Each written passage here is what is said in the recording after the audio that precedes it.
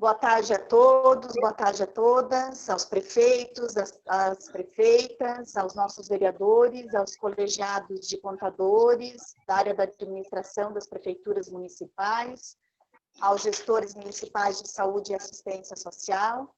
Então, nesta tarde, a FECAM, em conjunto, em parceria com a Confederação Nacional dos Municípios, vem fazer um debate, um diálogo sobre as finanças públicas municipais, referente à Lei Complementar 173, no enfrentamento do Covid-19.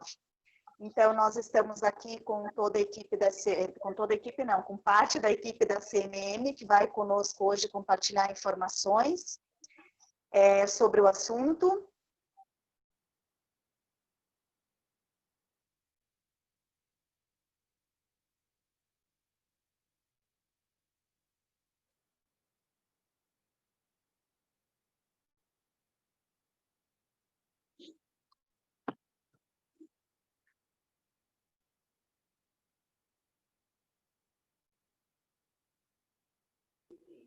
Janice, deu problema com a tua transmissão. Vai resolver, me avisa? Não, tem alguma coisa no teu celular, no teu equipamento, na tua internet, talvez. Não, mas eu estou no celular.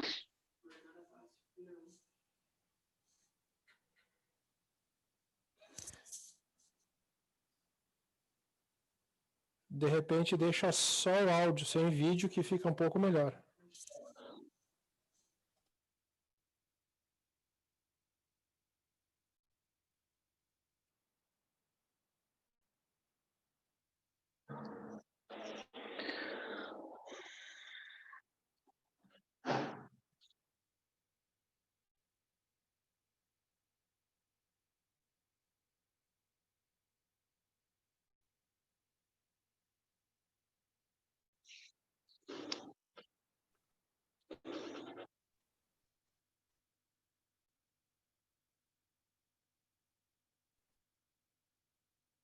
Oi, Leandro. Oi, tá ouvindo? Oi, tô ouvindo. Tá, e tá vendo também? Agora aparentemente tá bom. Tô vendo também. Tá, posso começar novamente? Pode. Então, boa tarde a todos, os prefeitos, prefeitas aqui do estado de Santa Catarina. Boa tarde aos contadores, aos administradores, chefes de gabinetes, aos nossos secretários municipais de saúde e assistência social. Nesta tarde, nós vamos fazer um diálogo sobre as finanças públicas municipais, a partir da Lei Complementar 173 de 2020, no enfrentamento do Covid-19. Então, eu quero inicialmente dar as boas-vindas à equipe da CNM, que está aqui conosco hoje, a Thalita Alves, que é supervisora do Núcleo Econômico, o Alex Carneiro, que é analista técnico de finanças municipais, ao Marcos Vinícius, que é analista técnico em contabilidade pública, o Eduardo Strans, que é consultor da CNM, e o Fernando Benício, que é analista técnico da Previdência. Dizer que é uma honra nós termos vocês aqui conosco na Federação Catarinense de Municípios, aqui no estado de Santa Catarina,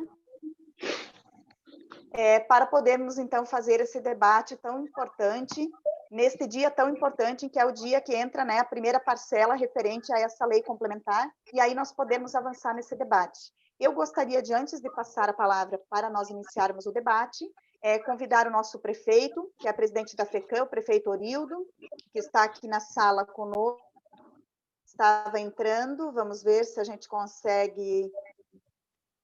Orildo, está nos ouvindo? Estou. Prefeito Orildo está. Então, nós vamos passar de imediato ao prefeito Orildo, que é presidente da FECAM, para que ele possa dar as boas-vindas, e, na sequência, a gente passa, então, para o Hugo, também consultor da CNM aqui conosco. Seja bem-vindo, prefeito. O microfone. Ligar o microfone. Boa tarde a todos, sejam todos muito bem-vindos nesse debate, né? Temos debatido muito ultimamente, mas também temos aprendido bastante. Eu, que era um analfabeto cibernético, já estou craque, já estou melhor que meu filho, que tem 4 anos. Veja bem, cara, estou ficando craque, certo? E sejam todos bem-vindos.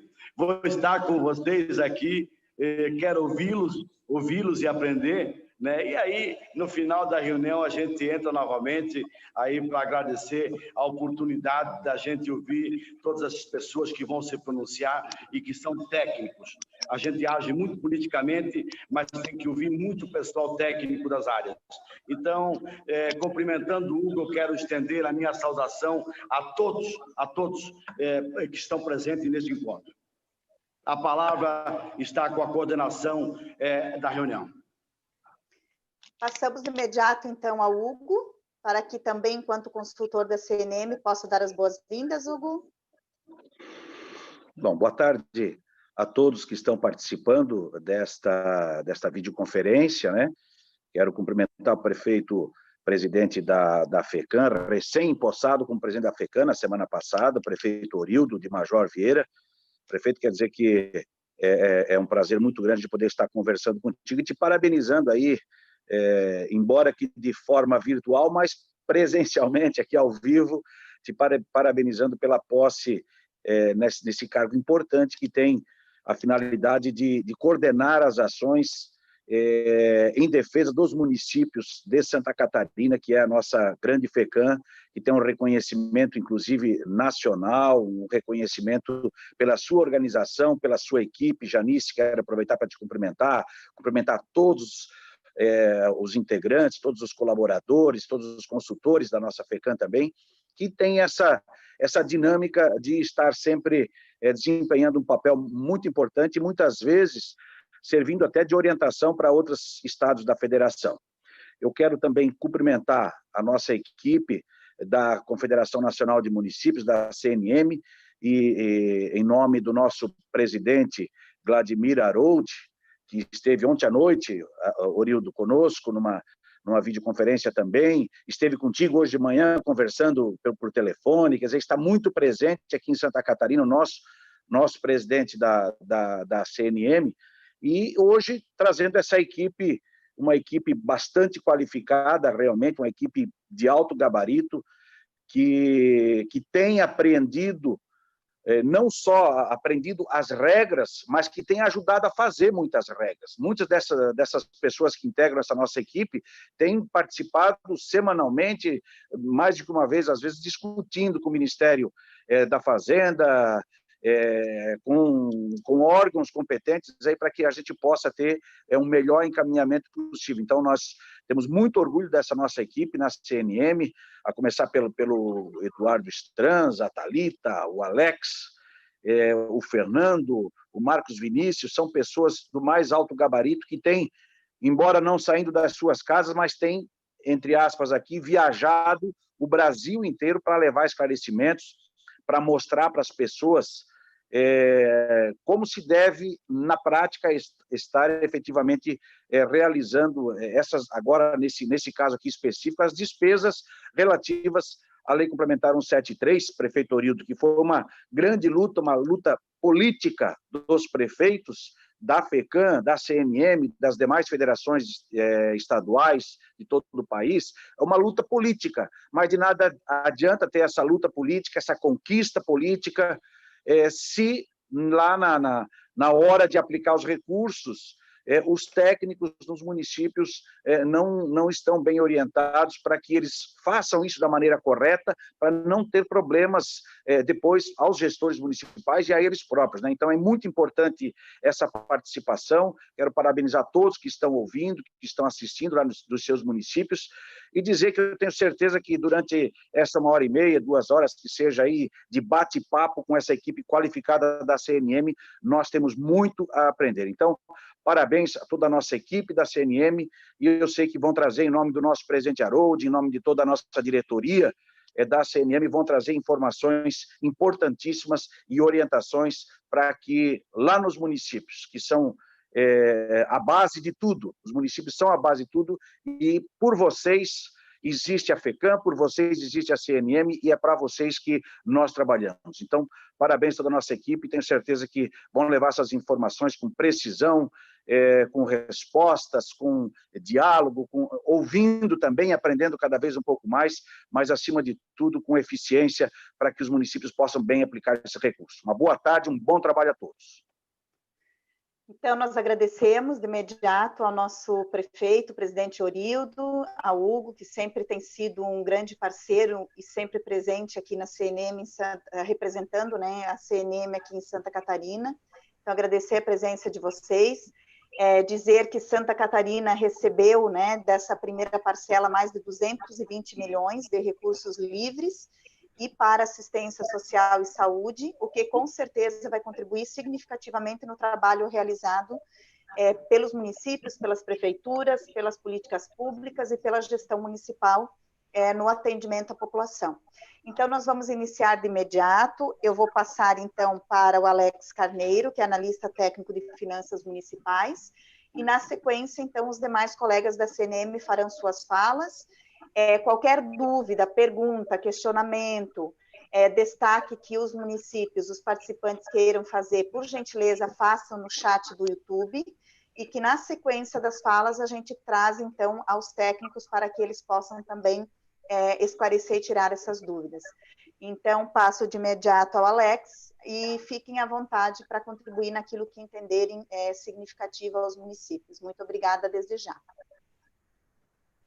Boa tarde, Janice. Boa tarde a todos. Obrigado, primeiramente, agradecer ao prefeito Orildo, presidente aí da FECAM, pelo convite para a gente falar um pouquinho sobre os aspectos da lei complementar, questão do apoio financeiro.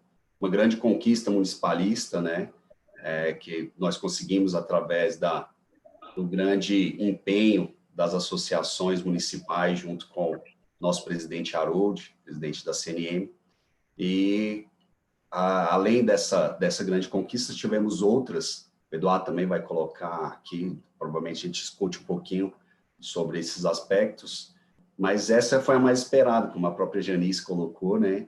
Nós tivemos o primeiro repasse aí da lei complementar, do apoio financeiro, acreditado hoje nas contas dos municípios, né?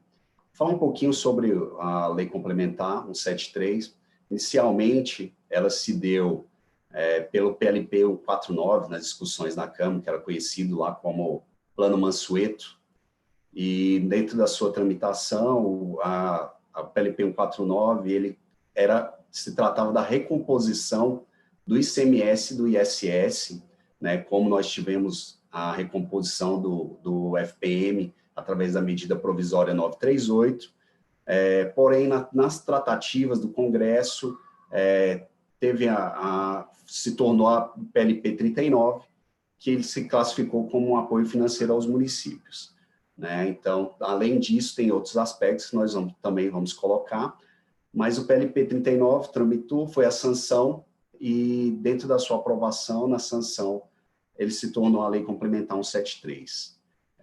Inicialmente, logo no primeiro parágrafo da Lei Complementar 173, ela cria o Programa Federativo de Enfrentamento ao Covid, né? Então, a idealização desse apoio financeiro, das suspensões que a Lei Complementar traz, foi justamente para os municípios enfrentarem o Covid aí diretamente na base, né? Dentro da própria lei, a gente teve o apoio financeiro, como eu coloquei, que ele trata ali no artigo 5º, a divisão desse recurso. Então, ele coloca lá que será destinado aos municípios, estados e Distrito Federal 60 bilhões. Né? Desses 60 bilhões, teve uma divisão para os estados e para os municípios, Distrito Federal, que para os municípios ficou destinado 23 bilhões desse recurso. Tá? Dentro desses 23 bilhões, a gente tem aspectos de diferenciação desse recurso, como 20 bilhões do recurso, ele é de utilização livre, ele tem execução livre dentro da sua execução, e 3 bilhões do recurso, ele tem que ser exclusivamente executado com saúde e assistência social, perdão. Saúde e assistência social, através do SUS e do SUAS. Tá? Então, dentro esse recurso destinado para assistência social e saúde, ele não tem um percentual específico para a utilização. Isso vai depender da necessidade do município para utilizar. Você vai utilizar 50% do recurso com assistência social, 50% com saúde, ou 70-30, isso vai depender da sua utilização. O recurso ele vai ser creditado em 4 parcelas para os municípios. A primeira foi creditado agora no dia 9 de junho, hoje, né? Um pleito da CNM na tramitação, junto com o Ministério da Economia, Tesouro Nacional, era que o recurso fosse creditado nas contas diferenciado, esses 2 repasses, em 2 repasses, uma diferenciação dos 20 bilhões e a outra para os 3 bilhões. Então, vocês, os técnicos, prefeitos, contadores, secretários de finanças que estão nos assistindo, na visualização do extrato da conta, vai ter um valor menor, que ele é referente ao recurso da assistência social e saúde, uso exclusivo nessas 2 pastas, e um valor maior, que é de utilização de execução livre. Tá? O recurso, além disso, nós já temos uma previsão de data para os próximos repasses. Tá? A segunda parcela, para o mês de julho, está previsto para o dia 13, a terceira parcela está prevista para o dia 12 de agosto, e a 4ª parcela, 11 de setembro. Tá? Então, nós já temos essas 4 parcelas previstas para os municípios. Conforme a lei fala, ela coloca lá que o cálculo do repasse aos municípios ele é pela população. Então, a lei coloca que serão 4 parcelas iguais, né? Então, pode ser como nós tivemos, agora o Eduardo vai explicar um pouco melhor, a parte da regulamentação, que era uma obrigação da lei, que os municípios tinham que fazer o envio da declaração de renúncia de ações que tivessem contra a União, né, através do SICONF. Nós temos vários materiais no nosso site falando sobre isso. O Eduardo vai explicar um pouquinho melhor, mais a fundo sobre essa parte. E, dentro disso, alguns municípios ficaram de fora do repasse. Está tendo alguns assuntos estão sendo discutidos, como que a diferença desse repasse vai ser distribuído aos municípios, né?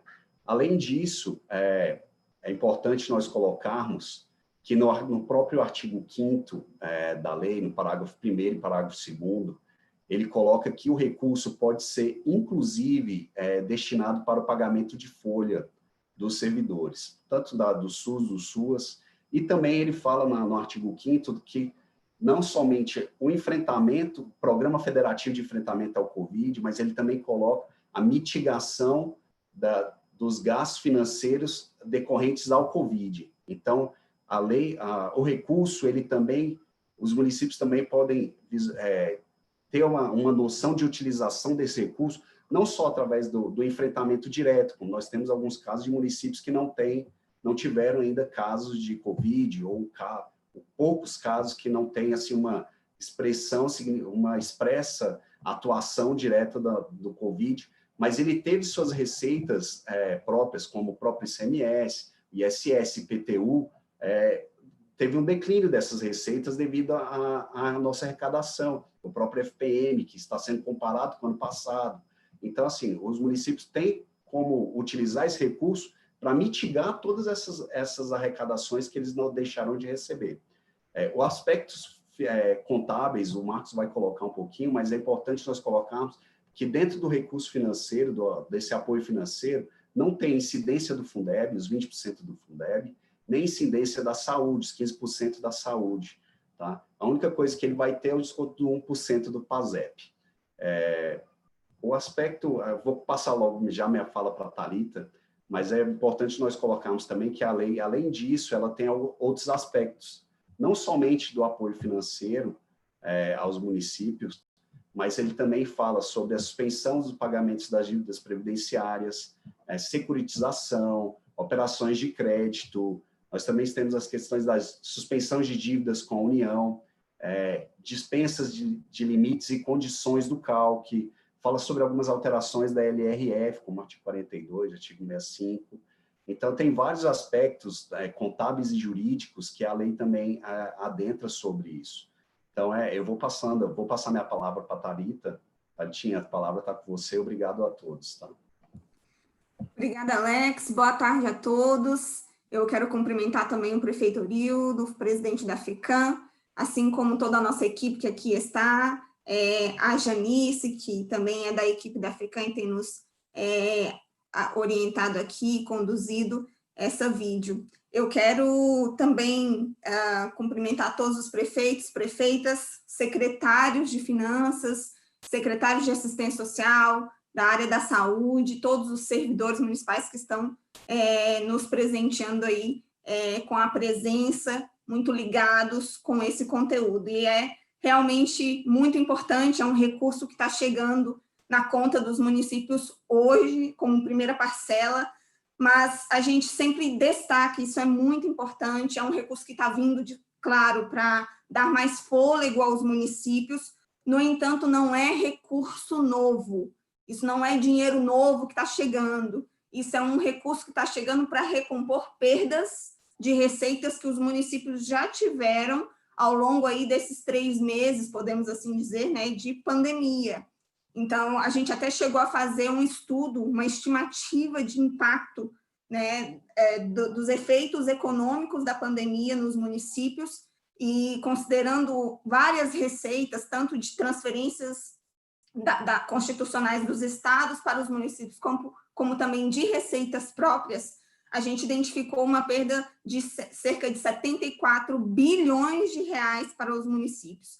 E o recurso que está chegando agora, na sua soma das 4 parcelas, é exatamente 23 bilhões, para vocês terem uma noção de que ele nem vem para, de fato, mitigar todas as perdas. É claro que ele soma, né, ele vem em um momento que realmente os municípios estão precisando muito, mas ele não encerra esse ciclo de perdas, né? Na prática, a gente imagina que ao longo dos próximos meses, a situação econômica ela vai gradativamente melhorando. É claro que, por conta do isolamento que foi necessário, e ainda é em muitos casos, se não todos, né? Ou pelo menos uma redução, ou uma volta gradativa, né? E aí essa retomada da economia ela também vai ser gradativa.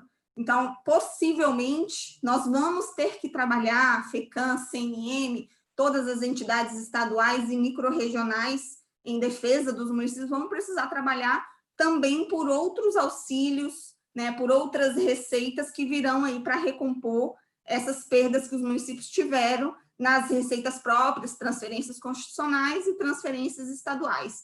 Então, a gente sempre destaca, cuidado, esse recurso não é um dinheiro novo, não é uma receita que está vindo nova, ela vem para recompor perda, não tem como a gente dizer que é uma nova receita, tá? Isso é importante ficar muito claro na cabeça de todos vocês, e até para orientar a população também, porque a mídia sempre coloca muito, né? Ah, tá chegando dinheiro novo, ó, o município está recebendo novo dinheiro, o recurso está chegando, o gestor, o que você vai fazer de novo?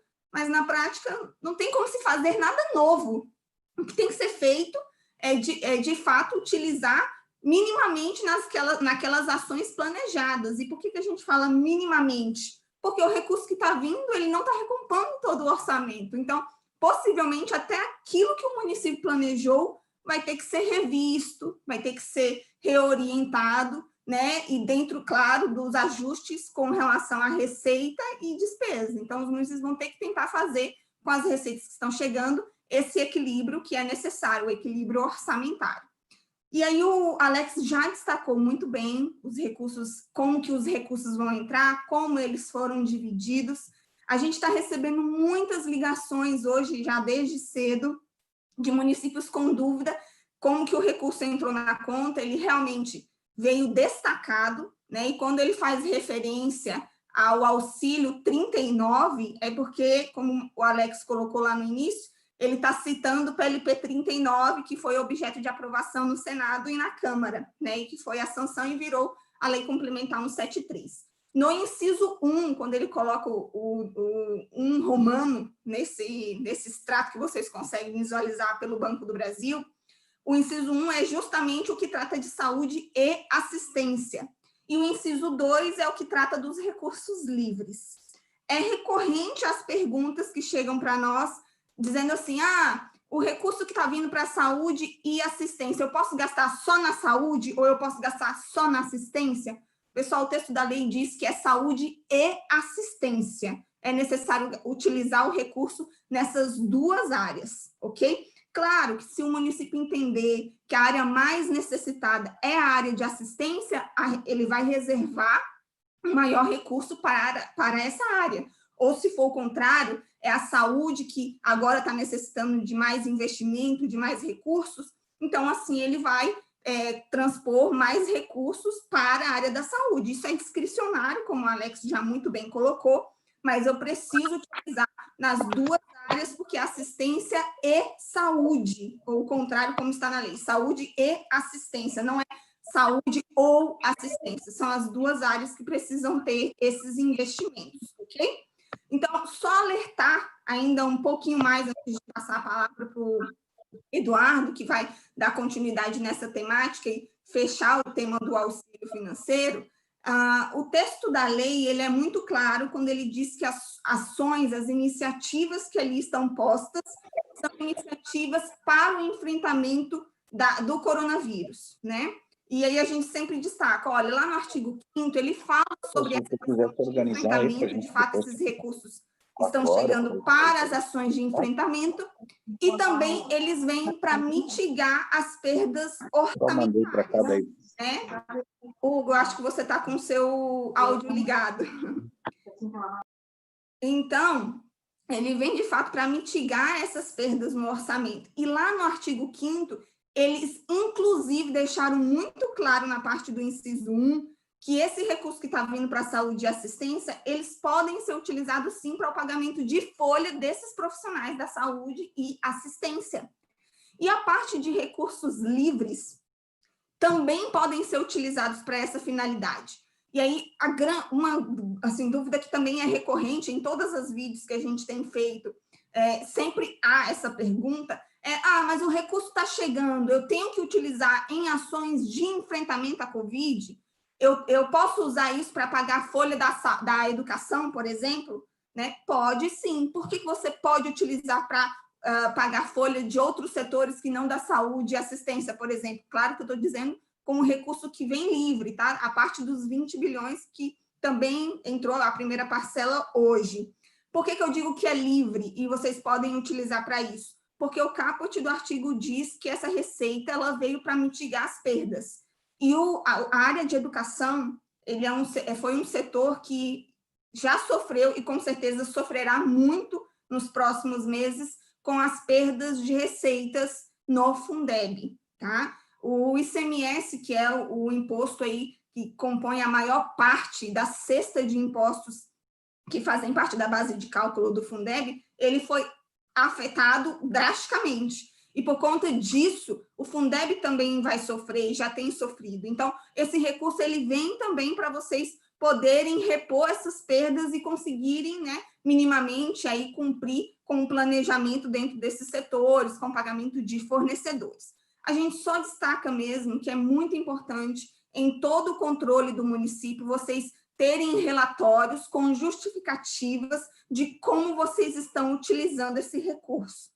Recentemente até saiu uma nota técnica da Tricom, que é a representante aí dos tribunais de contas estaduais, e também tem a Abracom junto, representando os tribunais municipais, né, os tribunais de contas municipais, e já nessa nota técnica eles colocam do controle que será feito por esses tribunais, né, controle, a fiscalização do recurso que vocês estão recebendo. É claro que não é só o recurso que vai vir da Lei Complementar 173, mas da reposição do FPM, da recomposição que vocês já estão recebendo, o Edu vai falar talvez um pouquinho melhor sobre isso, de vários outros recursos que estão chegando especificamente para a saúde, para assistência, para a cultura. Então, todos esses recursos que estão chegando, que têm essa finalidade, né, de enfrentamento à pandemia, eles vão ser, sim, fiscalizados por esses órgãos. Então, é muito importante que vocês tenham todos esses controles muito bem postos, claros nos seus relatórios de execução de receitas, tá? Edu, eu passo para ti, então, para você fechar esse assunto do auxílio, e aí a gente segue com as demais temáticas da lei, tá bom? Obrigada. Maravilha. Obrigado, Thalita. Obrigado, Alex. Obrigado aí ao prefeito, presidente da FECAM, prefeito Orildo, ao nosso colega e grande amigo Hugo, a Janice, né, que está mediando este bate-papo, e aí todos os nossos colegas e amigos da FECAM. Como, dando então segmento a essa questão do auxílio, né, então a Lei Complementar 173, foram creditados hoje na conta de cada município dos senhores e das senhoras 2 créditos, né? Um crédito referente ao inciso 1 e um crédito referente ao inciso 2 da lei, né? Da lei complementar, que faz a distribuição dos recursos. Como a Thalita já explicou e o Alex também, mas é bom sempre reforçar, o crédito menor, né, está vinculado às áreas de saúde e assistência social, né? Mas dentro das áreas é um recurso livre, vocês poderão alocar esses recursos para pagamento de despesas, né, nestas 2 áreas, inclusive folha de pagamento, né, que é um grande problema hoje na gestão dos municípios do Brasil e não deve ser diferente aí nos catarinenses, né? Então, vocês podem pegar esses recursos, né, separar uma parte para a saúde, uma parte para a assistência, conforme a Thalita explicou, e aplicá-los, né, em pagamento de despesas relativas a essas 2 áreas, né, inclusive folha. Então, tem que ficar muito claro isso, não há nenhum tipo de regra ou percentual que a lei determinou, então ficou discricionário para cada gestor, de acordo com a sua necessidade, né, colocar uma parcela desse recurso para assistência e uma parcela para a saúde. E aí cada um vai decidir, né, o que está precisando mais de recurso, qual é das 2 áreas que está precisando mais de recurso para fazer, então, essa alocação, né? O que a gente recomenda e que a gente, em nome da CNM, eu acho que também em nome da FECAM, é que todos os senhores e senhoras tenham muito cuidado, né, na utilização desse recurso, né?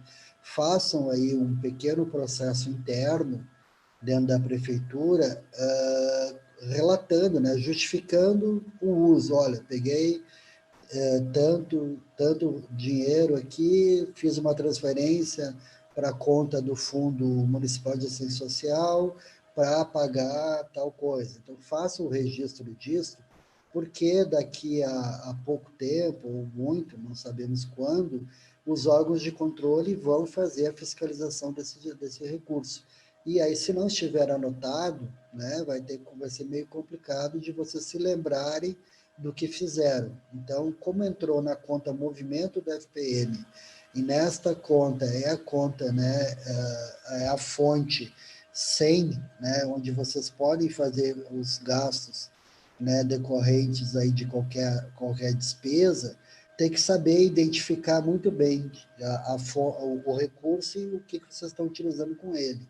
Então, tenham muito cuidado, né, e zelo, como todos os senhores têm, né, no manuseio do recurso público, mas façam o registro, né, a cópia do extrato, lá um pequeno processinho interno, no corpo, na descrição do empenho, né, sejam, né, cuidadosos em descrever como que está sendo usado isso, para que vai ser usado aquilo, para poder usar, né, esse recurso. A outra parcela do inciso 2, ali, do inciso do parágrafo 2, do inciso 1 do parágrafo 2, que é a parcela maior, esta não tem vinculação com área alguma. Então, vocês estão, né, livres para usar esse recurso em ações e despesas da prefeitura. Tem que ter em mente, né, porque isso também nós estamos hoje com muitas ligações, muitas dúvidas, e nessas lives que a gente participa diariamente, tem que ter em mente que este foi um apoio financeiro para manter a prefeitura funcionando, né? Como a Thalita explicou para vocês, né, a gente fez cálculos aqui e sabemos que esse recurso não é suficiente para compensar todas as perdas de arrecadação que vocês já tiveram ou vão ter até o final do ano, né? Ele é muito bem-vindo, ele vai ajudar demais aí a gestão de vocês, mas ele não vai fazer frente a todas as despesas que estavam previstas, né? Então, o espírito da lei é esse, é uma reposição de recurso financeiro para que vocês possam deixar a prefeitura funcionando. O que é isso? É o custeio da prefeitura, né? Manter a prefeitura, né, a gestão pública e os serviços públicos à disposição da sociedade. Então, tenho isto em mente, né, na utilização desses valores que estão chegando agora. Serão 4 parcelas, a primeira parcela foi hoje, e teremos aí uma parcela mensal até o mês de setembro. Então, façam uma boa programação do gasto, né, e utilizem esse recurso para coisas que já estavam previstas no orçamento dos senhores e das senhoras.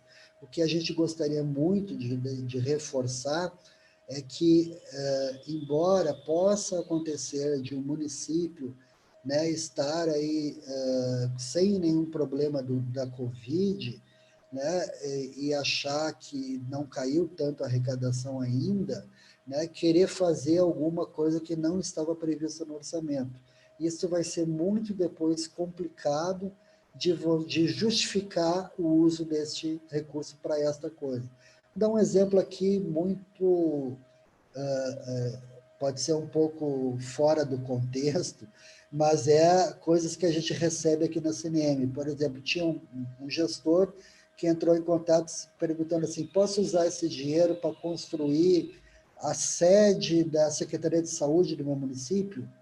Olha, vai ficar muito difícil ele justificar para os órgãos de controle que a construção da sede da Secretaria de Saúde tem a ver com a mitigação dos problemas da pandemia, né? Então, o que a gente queria reforçar é que se atenham ao orçamento público que foi votado na Câmara de Vereadores de vocês e a que vocês planejavam fazer este ano e que não vão conseguir fazer pela queda de arrecadação.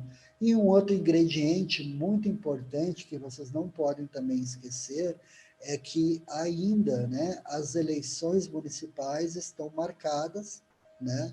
Então, os prazos eleitorais todos estão valendo, e nós estamos, então, vivendo um ano eleitoral. E a legislação eleitoral também, né, exige uma série de cuidados nos gastos públicos, né, neste ano, último ano de mandato e eleição municipal. Então, todo cuidado é importante, todo cuidado é fundamental, né? Mas a gente crê que não vai haver problema, porque todos os nossos gestores aí são muito responsáveis na utilização desses recursos. Então, quanto ao dinheiro, né, a parte em dinheiro da Lei Complementar 173, era isso que a gente gostaria de alertá-los. A Thalita vai explicar de uma outra parte da lei, que é tão importante quanto essa parte de recursos, que é a suspensão do pagamento das dívidas, né? E eu gostaria só de também ressaltar, sobretudo aos secretários de Fazenda, aos ordenadores de despesa que estão aí nos acompanhando, está entrando também outros recursos, né, por causa dessa questão da pandemia, né? Então, nós temos já o 3º mês de uma reposição do valor da perda do FPM, que está acontecendo desde março, né, que também é um recurso livre que está entrando na conta de FPM. Está sendo liberado recursos da área da saúde por uma rubrica chamada Covid-19, que tem toda uma regra de utilização também. Está sendo liberado recursos para a área da assistência social, né? Já são 3 repasses nos últimos 25 dias, cada um com uma regra e para um destino específico. Deve ser sancionada pelo presidente da República na próxima semana outro recurso para a área da cultura, muito importante neste momento. Então, é importante, né, que toda a administração tributária e fazendária dos municípios aí catarinenses fiquem atentos a esses repasses, porque cada um tem uma regra, cada um tem um tipo de controle, e depois o meu colega o Marcos vai explicar um pouquinho aí para vocês o que pode ser feito, o que pode auxiliar vocês a esse controle todo. No mais, a minha parte era mais dar esses alertas, e estou aqui à disposição para depois responder perguntas, caso alguém tenha uma dúvida. Volta aí a você, Thalita. Obrigada, Edu. Acho que já dá para a gente responder algumas perguntas ali do YouTube, né, Janice? Eu pelo menos estou vendo aqui 3 perguntinhas sobre essa questão do auxílio. Então, antes ainda de avançarmos para as outras partes da lei, né, ainda tem CALC, tem alterações na URF, tem suspensões. Então, antes de avançar, vamos responder algumas perguntinhas? Pode ser, sim, Thalita. Pode ser, né, Janice? Então, sim. Talvez o Marcos também possa nos ajudar. Tem algumas perguntas específicas sobre a abertura de contas para gerir melhor esse recurso. Na verdade, essa pergunta, na verdade, é uma afirmação da Márcia Costa, dizendo assim, por isso a importância de abertura de conta específica para esses recursos. Marcos, você quer comentar um pouquinho sobre isso, que é, de fato, algo que tem chegado para a gente recorrente em todos os vídeos. Aqui a Márcia já está alertando que é importante fazer isso, e de fato é. Então, talvez, Marcos, você consiga já orientar alguma coisinha melhor sobre essa questão. Boa tarde a todos aí da FECAM.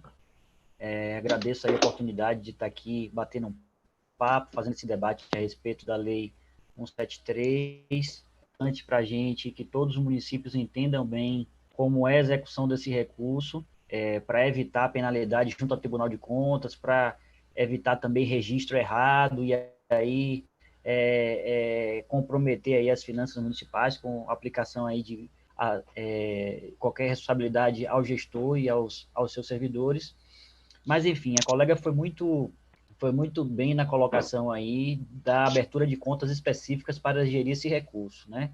Como foi dito antes aí pela Eduardo e pela Thalita, esse recurso foi diferenciado, então parte deve estar na assistência social e saúde e parte, digamos assim, de livre execução, né? Um recurso de livre execução de fonte 0, fonte 100, fonte 1000, assim como você chama no seu estado.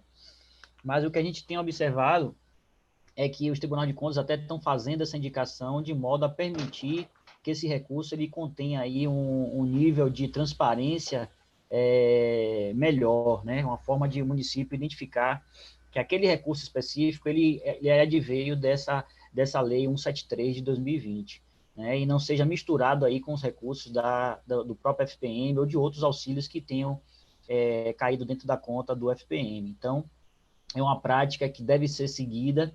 Inclusive, é uma orientação que consta também em nossa nota técnica, número 36, que está disponível lá para download no nosso site, e assim como também a orientação que foi dada antes, no que diz respeito à amarração das notas de empenho, né, e toda essa parte de transparência que deve ser feita nos processos de pagamento e nos processos licitatórios para identificar que aquela despesa ela é oriunda ou do enfrentamento ao coronavírus, ou que dela decorre por conta da queda de arrecadação de ICMS ou de ISS, por exemplo.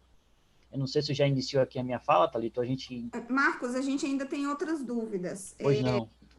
Tem Moisés Patrício está perguntando se utilizar esse recurso na educação vai entrar no índice dos 25%. Bacana. Esse recurso, apesar de entrar na conta do FPM, ele não tem origem de impostos, né? Ele não se origina de tributos ou de impostos advindo tanto da União como de impostos ou recursos próprios. Então, por conta disso, por essa classificação ser diferente, né? Por ele estar vindo de uma forma como auxílio, como uma forma específica de transferência de recursos da União para os municípios, ele não integra nenhum tipo de base de cálculo para limites constitucionais e legais. E aí eu me refiro aqui aos 25 da educação, né, manutenção e desenvolvimento do ensino, e também me refiro à aplicação em ações de serviço público de saúde, que é aquele 15% que o município precisa gastar durante o ano, né, superar esse valor para garantir a aplicação em saúde. Também não é base de cálculo para efeito do Fundeb, então ele não entra naquela composição da cesta de arrecadação do Fundeb, e ele não consta aí para efeito de aplicação naquele mínimo de 60% em profissionais do magistério, né? Então, aí a gente já tira todos os limites constitucionais desse recurso, e é por isso também que a gente faz questão de lembrar que a identificação por conta bancária permite ao gestor gerenciar esse recurso de forma separada, segregada, e assim ele poder ter uma melhor visibilização do quanto ele gastou nesses índices e quanto foi referente a esse auxílio. Né? Então, só para complementar, ele também não entra para efeito de 12º para o ano que vem. Então, o Alex falou aí, ele não compõe aquelas receitas que estão classificadas lá na Constituição Federal, no seu artigo 29A. Certo. Eu acho que a pergunta do Fábio Luiz Fusinato foi respondida. A pergunta do Jonas Dolese, que ele pergunta sobre a questão dos percentuais da saúde e assistência, foi respondido. E a Maria Fernanda, ela pergunta também sobre como utilizar o recurso, se ela pode usar na folha, já foi respondido também. E acho que só tem uma pergunta aqui que ainda não foi respondida, que é a última, da Glauce Silva. Os colegas não estão colocando de onde são, tá? Por isso que eu não sei dizer de qual município é. Mas a Glauce Silva pergunta assim: processos licitatórios que já temos podem ser utilizadas para este recurso, mesmo que a fonte de receita seja nova? E aí eu passo essa pergunta para você, Marcos, e aí, na sequência, você já segue com a sua fala. Muito bem. A receita desse recurso da LC 173, ela não foi determinada por execução, né, pela referência à execução, e sim por área, né, e aí foi uma parte livre, utilizado de qualquer forma, com qualquer tipo de despesa que o município desejar executar, e a parte da saúde e assistência social que foi específica para essas políticas públicas. Nesse caso você deseja aí utilizar esse recurso com despesas já licitadas, ou mesmo empenhadas, é preciso você amarrar essa despesa com a fonte financeira, e a fonte financeira é decorrente aí específica desse recurso. Então, caso você já tenha iniciado a despesa orçamentária, ou seja, tenha feito o empenho, tenha feito a liquidação, deve-se fazer o desfazimento dessas fases da despesa, né, de forma por etapa. Primeiro desfaz a liquidação, depois desfaz o empenho, e refaz esse processo de pagamento utilizando a fonte financeira correta. Então, é sim possível utilizar, inclusive é até conveniente que se utilize esses recursos para quitar aí eventuais despesas que o município não tenha condição, não tenha nesse momento recurso em conta para pagar. Então, agora eu vou fazer um apanhado assim, geral, mais ou menos do que a gente visualizou como importante dentro dessa lei, fora o repasse de recursos que os colegas já colocaram aqui, fora essas questões referentes ao montante separado de assistência social, saúde e recurso livre, a gente também precisa pontuar dois pontos interessantes, né? Um primeiro é com relação à forma de execução dessas despesas, né? A gente tem aí elementos suficientes para poder inserir esses recursos no orçamento de forma urgente e emergente, né? O município precisa executar, e essa pandemia ela já é condição, ela já é causa para o município fazer essa abertura desse orçamento através do crédito extraordinário, né?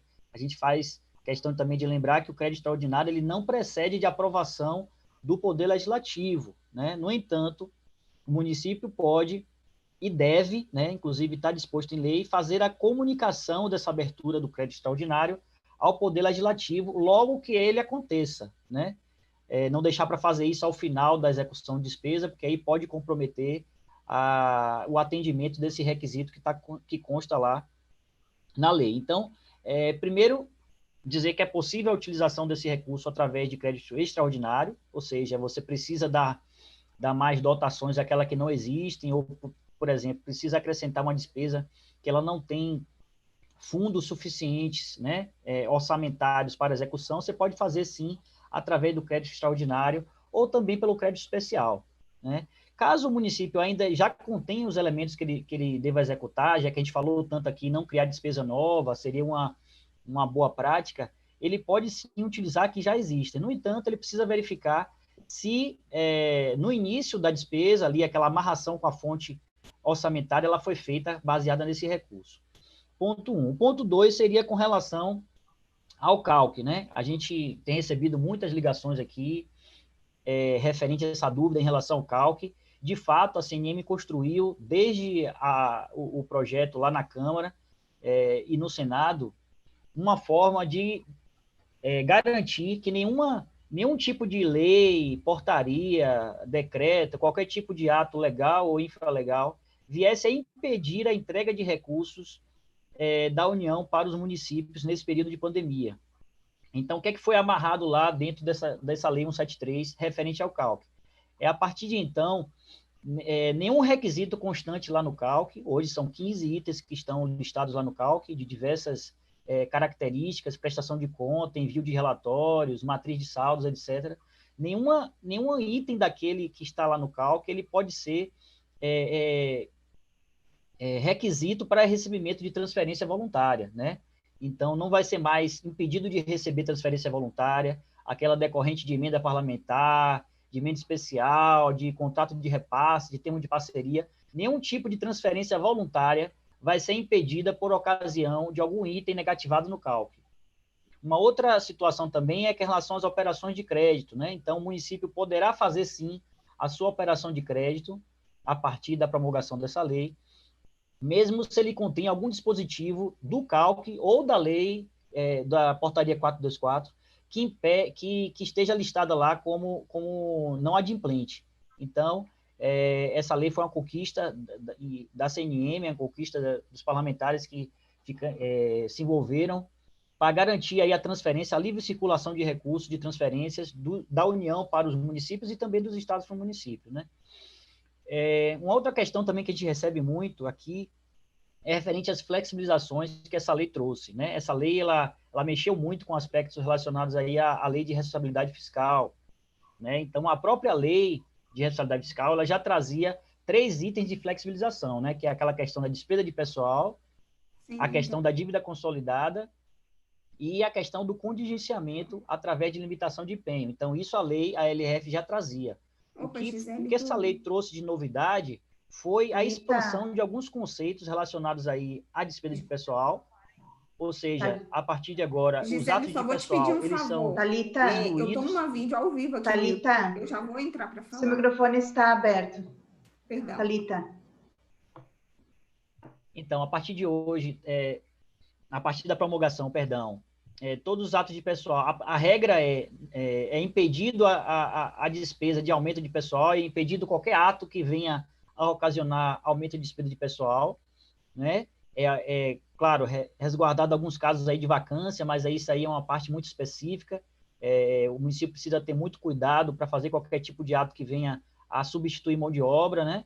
Porque essa lei trouxe muitas restrições com relação a isso, mas também trouxe flexibilizações em alguns trechos importantes. Um é o tão temido artigo 42, né? O artigo 42 define lá que o município não pode contrair despesa nos 2 últimos quadrimestres, né, do mandato, do último ano de mandato, se ele não conseguir arcar com essa despesa dentro do exercício, ou então que, caso ele deixe esses restos a pagar, que ele tenha o suporte financeiro, né, o lastro financeiro, que a gente chama na contabilidade de disponibilidade de caixa. Se ele não tiver essa disponibilidade de caixa, ele não pode deixar essa despesa. Porém, essa lei trouxe essa flexibilização para dizer que, nas despesas relacionadas ao enfrentamento ao coronavírus, os municípios terão flexibilizado o artigo 42. O que é que isso quer dizer? Quer dizer que, se por acaso, for um exemplo, o município precisar adquirir uma ambulância e assim ele não tiver todo o recurso em conta para fazer o pagamento dentro do exercício,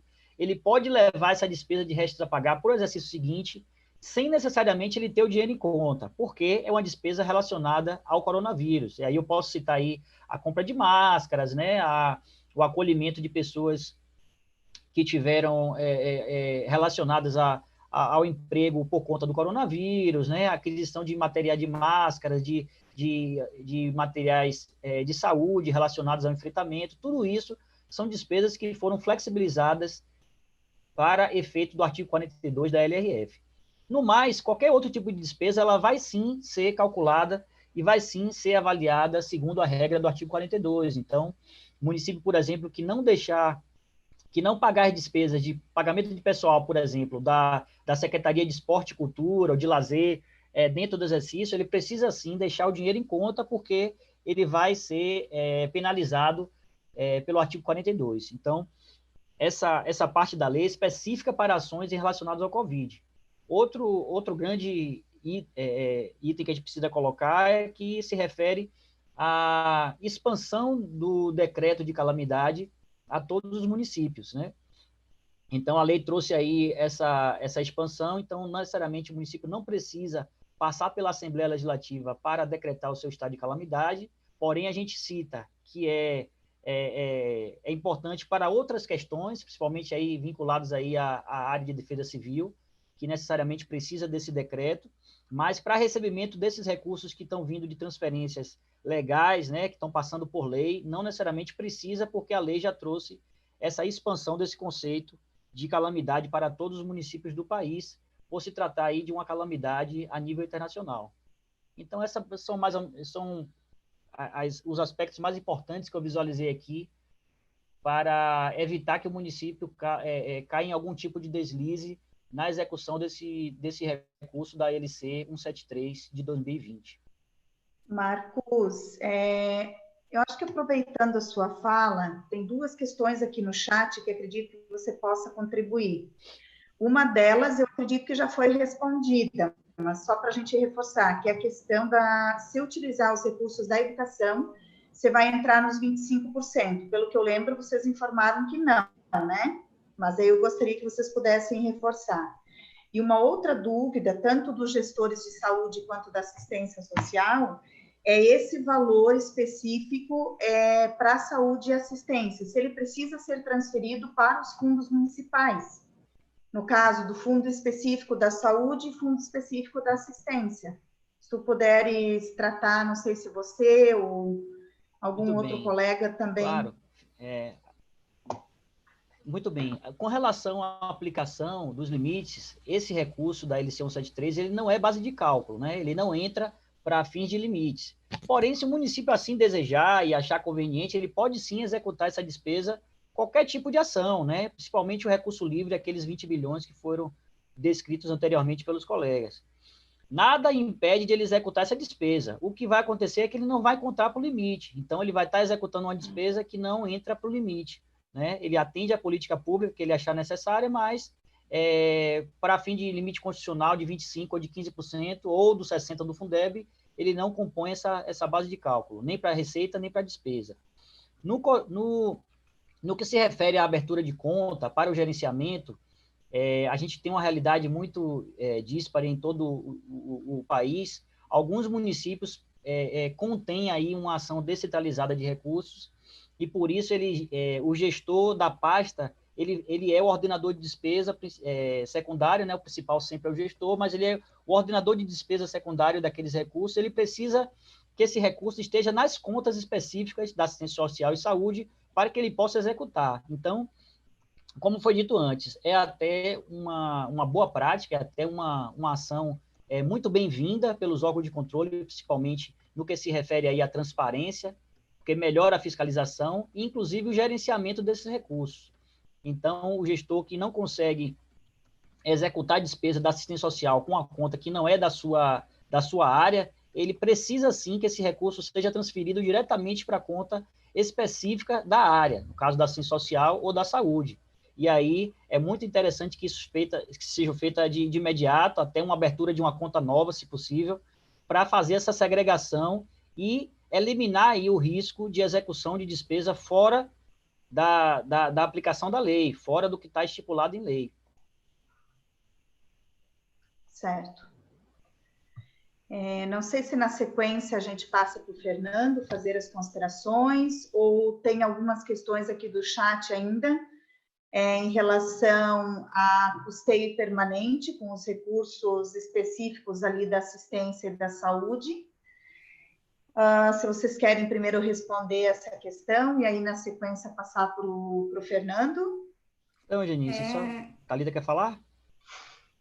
Janice, vamos fazer o seguinte, tem várias perguntas aqui, eu acho que a gente pode ir deixando elas mais para o final. Vamos só fechar, não sei se o Marcos já fechou a parte das alterações do CALC, da LRF. Tem muitas dúvidas que estão aqui que já estão respondidas no nosso perguntas e respostas. A gente tem 70 perguntas e respostas respondidas. Eu não sei se o link foi compartilhado ali no chat do YouTube, Janice, porque possivelmente já ajudaria em muito as perguntas que estão sendo colocadas aqui. E aí a gente avança para o Fernando na suspensão da parte da Previdência, e ainda tem outros aspectos de suspensão que a lei traz que a gente ainda vai colocar aqui, tá bom? O que você acha? Podemos conduzir dessa forma? Pode ser sim, Thalita. Seguimos então, nessa Fernando, sequência. Marcos, você já finalizou a sua fala? Então, Fernando, com você. Tá, ok. Boa tarde, pessoal. Boa tarde, Orildo, presidente da FECAM, a Janice, ao Hugo, colega aí de CNM, aos demais colegas de trabalho da Confederação, e a todos os participantes aí que estão acompanhando essa live, né? Te agradeço demais a participação de vocês, porque, na verdade, são vocês que vão administrar realmente essa questão desses recursos, e a gente tem uma preocupação muito intensa em esclarecer ao máximo possível sobre essa questão dessa utilização dos recursos, né? E principalmente também sobre essa questão da previdência, né? Que já está gerando muitas dúvidas em relação a esse artigo 9º, né? Da Lei 173. Vamos lá.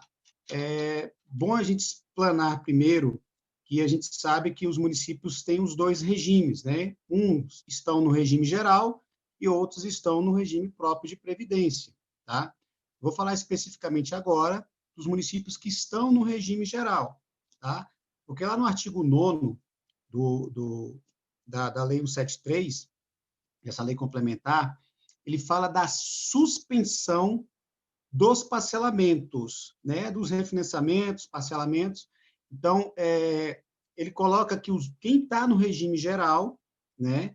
Na questão da Previdência, será suspenso esses parcelamentos. Você tem parcelamento especial, parcelamento ordinário, será suspenso no período de março a dezembro. Então, a gente tem que tomar um certo cuidado com essa correlação que a gente vai fazer, né? Fernando, eu tenho uma preocupação aqui. Está faltando apenas 10 parcelas dos meus parcelamentos, né? Eu não quero aderir. Então, não vou aderir, não é necessário aderir. Só que tem uma outra pontuação ali, que eu posso colocar para vocês, nesse artigo 9º, que ele fala mediante regulamentação que será suspenso, né? Então, gente, a gente ainda está aguardando essa regulamentação. Ontem mesmo, a equipe da Confederação estava em reunião e já foi sinalizado que essa regulamentação já está na PGFN, né? Então, a Procuradoria-Geral da Fazenda Nacional já está elaborando toda essa regulamentação em conjunto com a Secretaria de Previdência, porque agora eu vou explicar o porquê da Secretaria de Previdência, né? Então, assim, a gente só pode tomar algumas medidas após essa regulamentação, porque aí vai surgir várias perguntas. Essa suspensão, ela vai ser automática? Eu vou ter que mandar algum ofício? Vou ter que fazer? Não, a gente vai ter que aguardar realmente a regulamentação, tá? Para a gente poder verificar como que vai se dar essa suspensão, né, dos parcelamentos para quem está no regime geral de previdência. Fernando, no regime geral, eu vou deixar de recolher a parte patronal? Não, são parcelamentos, refinanciamentos que você tem. Fernando, eu não tenho dívida com a União, sou do regime geral, eu vou ser contemplado? Não, ele está falando só de suspensão, então você continua na mesma forma, pagando a parte patronal, recolhendo a parte dos servidores, tá? Em relação à suspensão de parcelamentos e refinanciamentos, perfeito? Aí, nós vamos agora para o segundo parágrafo, que ele fala justamente para quem está no regime próprio de previdência. No regime próprio de previdência, pessoal, nós temos uma outra particularidade aí. Ele fala de suspensão da parte patronal, de contribuição patronal, né? Mediante lei autorizativa.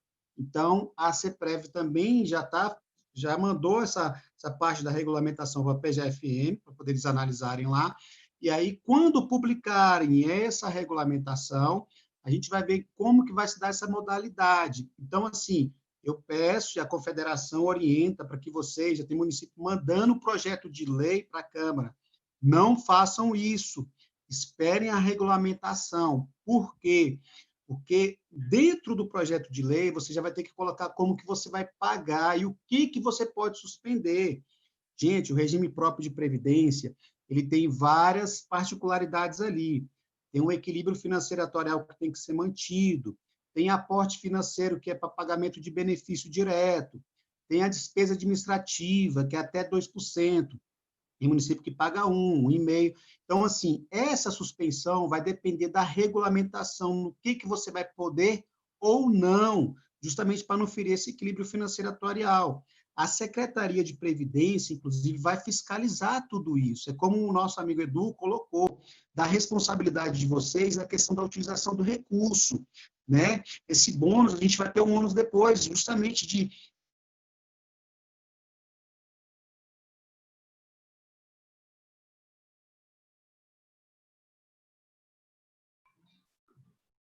Acho que travou o áudio do Fernando. A gente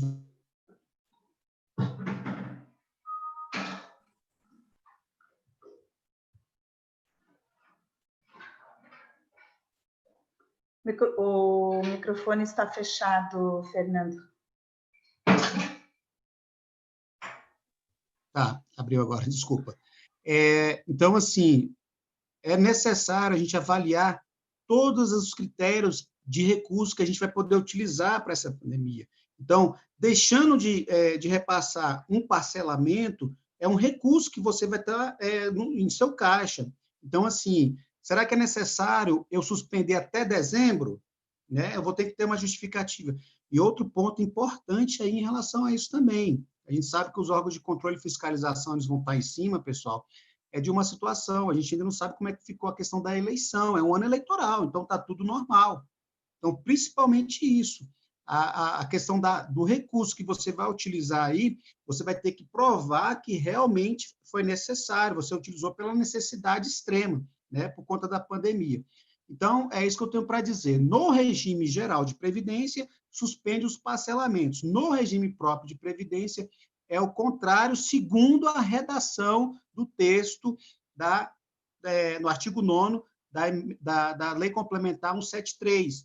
Então, a gente está aguardando com muita ansiedade também essa regulamentação. Assim que sair esse processo de regulamentação, pessoal, já estamos preparando a nota técnica, nós vamos disponibilizar para vocês, nós vamos incrementar o perguntas e respostas, inclusive ali, a Janice depois deve disponibilizar para vocês o perguntas e respostas. Nós temos lá algumas perguntas e respostas da parte de previdência, que a gente, infelizmente, a resposta está dependendo da regulamentação. Fernanda, vou poder suspender agora? Não, espera a regulamentação.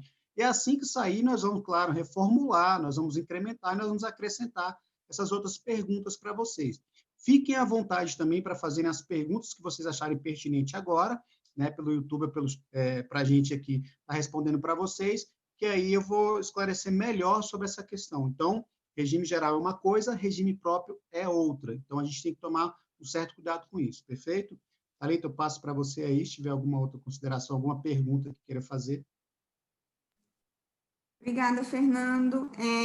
Eu estou acompanhando aqui as perguntas pelo chat do YouTube, ainda não chegou nenhuma especificamente sobre a questão previdenciária, então eu vou avançar nas outras suspensões e a gente volta, então, para todas as perguntas que ainda tem ali sobre a questão da alteração do artigo 8º, né, o que ele trouxe de novo sobre exatamente a questão de congelamento de salários, impedimento de aumento de despesas de pessoal aí por 18 meses, né? Então, eu vou avançar aqui nos outros aspectos de suspensão. Nós temos mais 2 suspensões previstas no texto dessa lei. Uma delas é a suspensão de dívidas com a União e uma outra é a suspensão de dívidas junto a instituições financeiras. E aí, os efeitos delas são diferentes. Primeiro, que a suspensão de que trata o artigo 2º, que é com dívidas junto à União, ela já tem seus efeitos imediatos, tá? e ela abrange um grupo determinado de municípios. Primeiro, o grupo de municípios que aderiram à medida provisória 2185 de 2001, que ali eles, na verdade, fizeram um consolidado de várias dívidas imobiliárias, dívidas com instituições financeiras, dos municípios com instituições financeiras, e são dívidas mais antigas, né, de 99, dívidas de 98, e aí, naquela ocasião, a medida provisória, ela fez um grande parcelamento especial, e basicamente 180 municípios apenas aderiram a esse parcelamento na época, lá em 2001, e também terão a suspensão garantida pela Lei Complementar 173, a suspensão dessas dívidas, dos pagamentos das parcelas de 1º de março a 31 de dezembro, estão suspensas, e aí eu vou daqui a pouquinho falar como que serão pagas. Um outro grupo de municípios que também estão abrangidos na suspensão de que trata o artigo 2º é o grupo de municípios que aderiram àquele grande parcelamento especial da Previdência, que é o de 2017, né? Eu sei que muitos municípios acabaram aderindo a esse parcelamento, que foram em várias parcelas, com reduções de juros, de multa, foi um grande parcelamento especial, e todos os municípios que aderiram a essa lei também estão com parcelamentos, com os pagamentos de 1º de março a 31 de dezembro suspensos. Nesse aspecto em especial da lei de parcelamento, que garantiu esse grande parcelamento na Previdência, é importante que os municípios aguardem as regulamentações que vão vir, porque, na prática, o artigo 9º acabou sobrepondo ou estabelecendo a mesma medida que o artigo 2º determinava quando ele citou a questão da lei de Previdência. Tá? Então, o artigo 9º, ele já, como o Fernando muito bem colocou, ele já estabelece, né, essa suspensão dos parcelamentos no regime geral, só que tem que aguardar a regulamentação. No caso aqui, e é por isso que a Secretaria de Previdência e a Receita Federal precisam regular, porque na mesma lei esse dispositivo foi trazido em 2 lugares, e no artigo 2º, no caso, ele já estabelece como será pago essas parcelas, tanto das suspensões com relação à medida provisória 2185, quanto das suspensões com relação a essa lei de parcelamento previdenciário. E aí, a lei estabelece que os municípios vão pagar a partir de 2022, e essas parcelas suspensas vão ser diluídas na quantidade restante de parcelas do então parcelamento determinado ou estabelecido no texto normativo que é objeto de suspensão, ou seja, a medida provisória e a lei especial, ok? Então, basicamente, é isso que a redação traz com relação à suspensão de dívida com a União, lembrando que, na prática, todas as suspensões, ela tem esse período de 1º de março a 31 de dezembro, e, por óbvio, os valores que já estão pagos até agora não entram nessas suspensões, né? O que entra são apenas as competências em aberto. Uma dúvida que também tem surgido bastante, até dentro do assunto ainda da Previdência, é se a suspensão de que trata tanto esse dispositivo quanto aquilo que o Fernando já colocou, se vai impedir as retenções no FPM, né? Como o Fernandinho já várias vezes ressaltou, é necessário uma regulamentação, e, na prática, com a regulamentação saindo, a retenção no FPM, por conta dessas parcelas ou desses pagamentos, ou pelo não pagamento dessas parcelas, não poderão ocorrer por conta dos efeitos da própria lei, né? A suspensão acontecendo, não se pode mais reter isso do FPM. Ontem, inclusive, em reunião com o Ministério da Economia, não sei se a gente chegou a falar aqui, mas todas as segundas-feiras a CNM se reúne com o Ministério da Economia, o presidente Vladimir Araújo leva as várias demandas que ele reúne das entidades estaduais, das entidades microrregionais, dos prefeitos, e a gente apresenta com um pedido de soluções, com, inclusive, já soluções, a gente também acaba sugerindo muitas coisas e convergindo ali com diversos temas, claro que construindo sempre o melhor para os municípios. Então, nessa ocasião, a gente também apresentou essa situação e eles ficaram de colocar alguns pontos de regulamentação, né, necessário de fato aguardar, mas não seria o caso de impedir os municípios de receberem as suas transferências ali no FPM, que continuariam normais. A gente só apresentou para eles se os efeitos do artigo 9º já seriam imediatos. E essa foi a consulta que nós fizemos. Eles ficaram de nos responder, mas ainda não trouxeram. A gente realmente precisa aguardar a regulamentação. Então, a suspensão de que trata a dívida, o artigo 2º, com as dívidas junto à União, é exatamente isso, medida provisória 2.185, a lei do parcelamento especial de 2017 da Previdência, com pagamento a partir de 2022, tá bom? Isso é o que estabelece o artigo 2º. E aí a gente avança para uma outra suspensão que também está no texto da lei, é o artigo 4º, que fala de suspensões de pagamentos de financiamentos que, porventura, os municípios tenham contratado junto a instituições financeiras. Então, são as operações de crédito, muito utilizadas para a Alfinisa, muito utilizadas para o Avançar Cidades, programas até do Ministério de Desenvolvimento, né, de transporte também, como o programa ProTransporte. Então, uma série de programas que, em geral, os municípios contratam recursos junto a essas instituições financeiras. Claro que tudo ainda depende, os municípios conhecem muito bem da capacidade de pagamento de cada um, depende dos limites de crédito que são aprovados pelo Conselho Monetário Nacional, né? Mas o que nós estamos tratando aqui não é de como conseguir acesso ao financiamento, e sim aqueles municípios que já têm esses financiamentos contratados e que terão o benefício do artigo 4º de suspensão dos pagamentos de 1º de março a 31 de dezembro, igualmente como na outra suspensão. Obviamente, aqueles que já estão pagos não entram nessa suspensão, somente as parcelas em aberto. Só que, diferente dessa suspensão que está prevista lá no artigo 2º, a suspensão dos pagamentos com instituições financeiras, ela não tem seus efeitos imediatos, tá? Na verdade, ontem, em reunião com o Ministério da Economia, eles até nos falaram que ainda é necessário uma resolução do Senado e também, pós-resolução do Senado, uma resolução do Conselho Monetário Nacional, que vai, então, dar as diretrizes de como as instituições financeiras vão trabalhar essas suspensões. Ontem mesmo, em diversos meios de comunicação, saiu informação de que o BNDES, de que a Caixa Econômica já estariam anunciando essa grande suspensão que eles vão promover de financiamentos contratados junto a eles, mas eu destaco aqui que o Tesouro nos apresentou isso, né? O Ministério da Economia, nos apresentou que ainda aguarda regulamentações e que esse texto do artigo 4º, ele não tem os efeitos imediatos, porque também depende de assinatura de um aditivo contratual. Então, o município está precisando ter mais informações sobre esse assunto, já pode buscar junto à sua instituição financeira.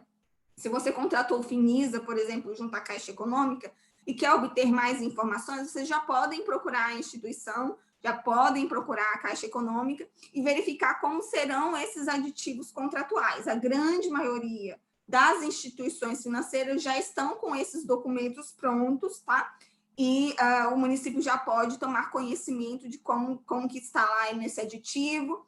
Possivelmente, as condições de pagamento, se não vierem nessa resolução que vai ser aprovada no Senado, ou mesmo nessa definição do Conselho Monetário, os municípios vão precisar, junto às instituições financeiras, em seus aditivos contratuais, junto a quem está operando, né, esse financiamento, determinar ali de que forma será pago, porque, diferentemente da suspensão com dívidas junto à União, que o texto trouxe claramente como que se daria o pagamento, a partir de quando se daria o pagamento, na suspensão de dívida com instituições financeiras, o texto da lei não veio claro nesse aspecto.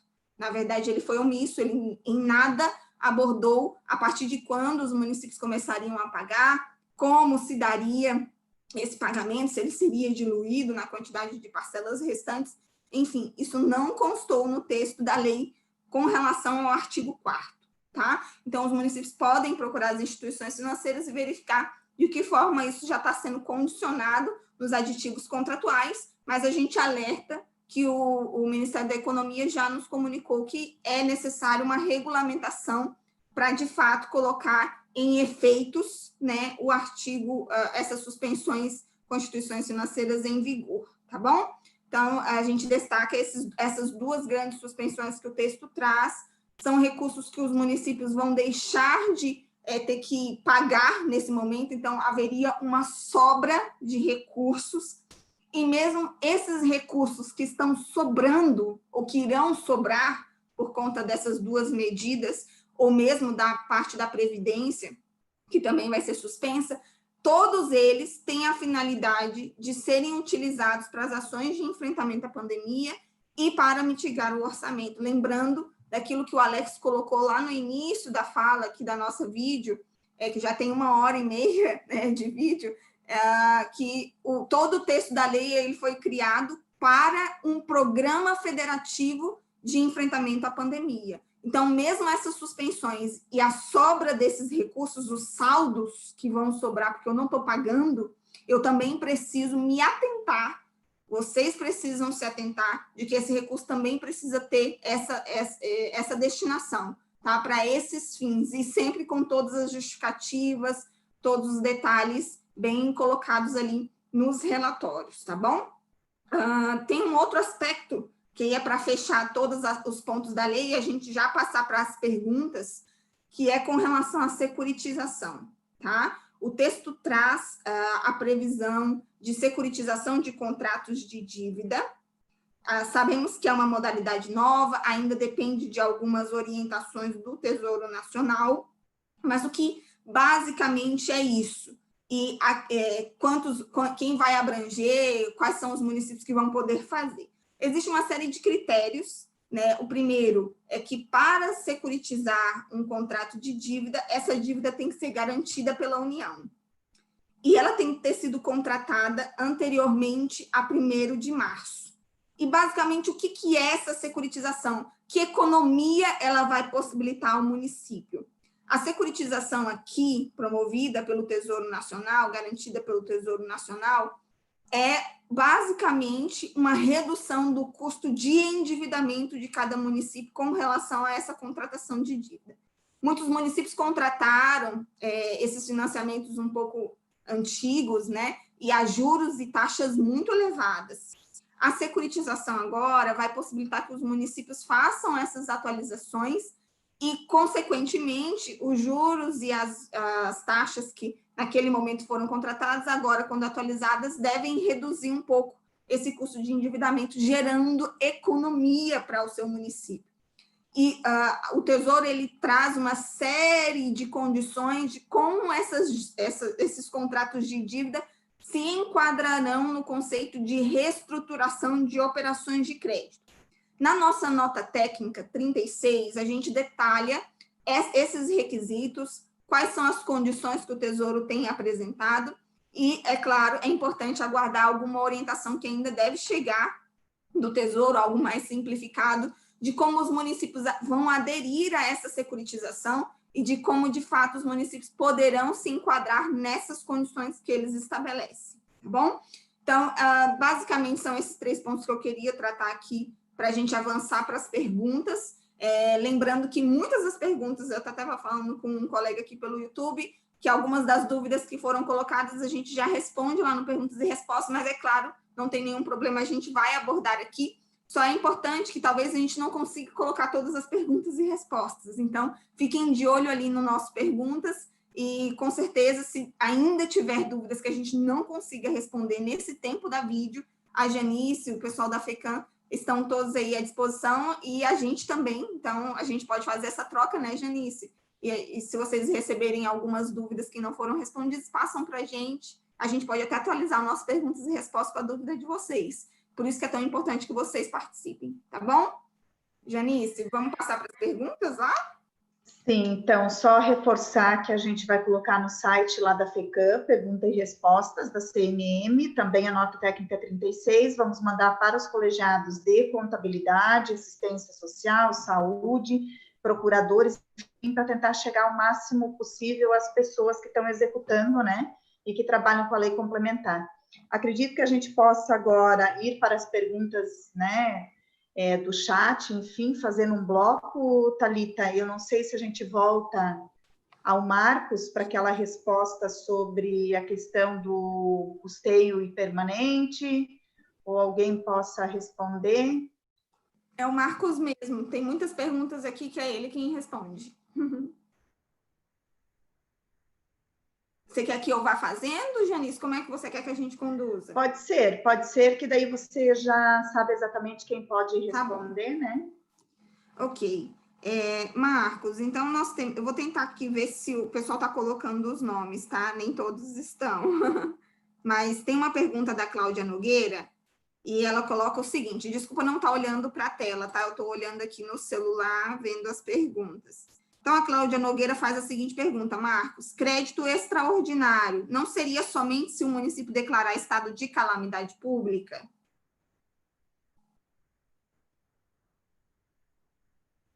Marcos, está com a gente? Alô? Consegue me ouvir aí? Alô? Sim, ok. Então, pessoal, o decreto de calamidade pública, ela é a relação direta com a execução da despesa. Porém, a gente sabe que para fazer a execução de despesa, você necessariamente precisa da dotação. Então, a relação se você detém a dotação e essa dotação é suficiente, você não precisa de um crédito extraordinário, nem especial. Você precisa apenas verificar a possibilidade aí da suplementação, que é uma modalidade que você coloca recurso oriundo de uma outra área, de um outro elemento de despesa, e aí esse recurso ele já é autorizado pela própria LOA. No caso do estado de calamidade, ela não é referência para a abertura do crédito extraordinário. A abertura do crédito extraordinário, a referência é a urgência e emergência desse crédito, dessa despesa.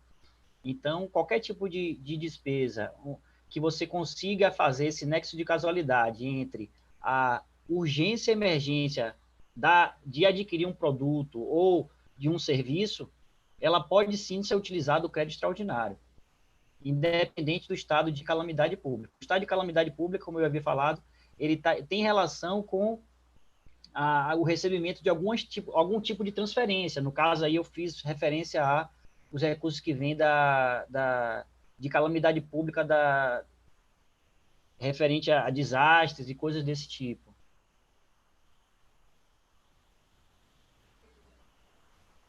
Obrigada, Marcos. Tem uma outra pergunta aqui, que na verdade está respondida na nossa nota técnica, mas eu vou passar para você reforçar. É do Acimar Alexandre Torres, ele pergunta o seguinte, da Associação Municípios Criciúma, Santa Catarina. A parte do recurso da 173 de destinação livre, precisa que se faça o registro de que forma para poder pagar despesas já registradas neste código? Pronto. A parte que é livre, ela é um recurso que foi destinado a suprir a carência de arrecadação, como a gente já havia falado. Então, mesmo que você já tenha uma despesa executada, você pode utilizar esse recurso. De que forma seria mais apropriada esse pagamento? Primeiro, você tem que verificar se o município já iniciou algum tipo de etapa da despesa, né? A gente lembra que a despesa ela nasce lá no empenho, né? Então, se já fez o empenho, ele precisa desfazer esse empenho para amarrar a fonte financeira a esse empenho, né? Para depois dar seguimento às outras etapas. Se essa despesa ele já foi liquidada, que é a segunda parte da despesa, você faz o processo inverso. Você começa pela liquidação, anula a liquidação, volta para o empenho, anula o empenho e refaz toda essa etapa da despesa. No caso aí, é só verificar se o seu Tribunal de Contas ele fez um detalhamento da fonte de recurso, né? A fonte de recurso ordinária ela já foi definida pelo Tribunal de Contas, mas é possível que, em alguns casos, os Tribunais de Contas façam esse detalhamento, que eles seguir um código extra aquilo que já foi determinado para efeito de fiscalização pelaquele tribunal especificamente. Então, ele vai recepcionar essa despesa e vai identificar de onde veio essa despesa, no caso aí dessa LC, e para onde ela foi executada, no caso aí, relacionados ou não ao Covid. Perfeito. Eu vou passar a pergunta para o Eduardo e vou tentar já antecipar um pouquinho da resposta. Tem várias perguntas aqui de vários colegas questionando se o aumento, por exemplo, o que dispõe o artigo 8º, né, com relação à vedação de aumentos, mas quando a lei municipal é feita anterior a essa que foi publicada, né, a lei complementar 173, se eles podem ainda conceder, né, e de que forma. E aí eu já antecipo que a gente tem algumas respostas nesse sentido ali nas questões 66 a 68 do nosso Perguntas e Respostas, e já antecipo alguns pontos que ali estão. Se a lei municipal ela é anterior à calamidade pública, ou seja, a do decreto 6 de 2020, né, ou mesmo se o município decretou, se essa lei é anterior a essa calamidade pública, então se aplica. Agora, se ela é posterior, não se aplica. Eduardo, você quer dar algum reforço nesse aspecto? Acho que só uma questão que tem que estar presente, né, é que pelo menos foi a intenção do legislador, a gente ajudou, a gente teve, né, nessa discussão toda, junto ao Congresso Nacional, a questão do aumento do pessoal era a contrapartida para receber o recurso, né? Foi a condição pela qual o governo federal, né, começou a trabalhar este apoio financeiro. Então, o Congresso, na hora da discussão, né, criou algumas exceções, né, e depois, quando voltou para a Câmara, essas exceções foram colocadas mais exceções, e no final o presidente da República vetou todas elas, né? Então, o espírito, de novo, assim, o espírito da lei é não haver aumento de pessoal, não haver contratação de pessoal nesse período até dezembro de 2021. Claro que existem vários casos, né, personalizados de cada município, que aí requer, né, uma interpretação e um parecer jurídico da Procuradoria, se pode, não pode, mas a princípio está proibido qualquer reajuste, aumento, contratação de funcionários públicos, né, para a única exceção que se deu para aqueles profissionais que estão na linha de frente, trabalhando diretamente com o Covid, possa ser feito um abono, um pequeno auxílio, né, uma complementação salarial, mas só durante o momento e o período que esse profissional está lá trabalhando em ações relacionadas ao Covid.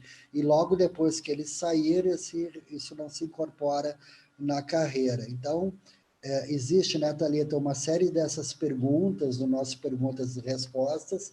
O nosso pessoal, né, a nossa área jurídica da CNM, deu as interpretações ali, né, com muito mais fundamento do que a gente que não é advogado fala aqui, mas a princípio é proibido, né, ter aumento de despesa de pessoal até dezembro de 2021. Obrigada, Edu.